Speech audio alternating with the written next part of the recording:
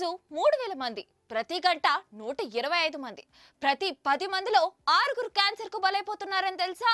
మన రక్తంలో, మన శరీరంలో, మన ఊపిరిలో నిశ్శబ్దంగా క్యాన్సర్ పై పోరు జరుగుతోంది. 2050 నాటికి ఇండియా క్యాన్సర్ కు అడ్డాగా మారనుంది. వైద్య శాస్త్రం ఎంత అభివృద్ధి చెందుతున్నా ఇప్పటికీ ప్రతి 5గురిలో 3 క్యాన్సర్ కు చనిపోతున్నారని ఐసీఎంఆర్ నివేదిక చెబుతోంది.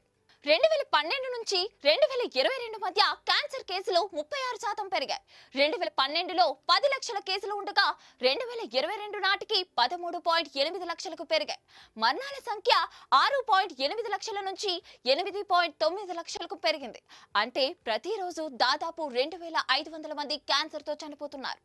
ఐసీఎంఆర్ నివేదిక ప్రకారం 2022 నుంచి 2050 మధ్య క్యాన్సర్ మరణాల రేటు 109.6% పెరగనుంది.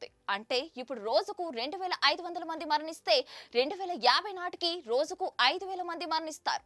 ఇక ఎక్కువగా క్యాన్సర్ కు బలైపోతున్న వారిలో మహిళలే ఉన్నారు.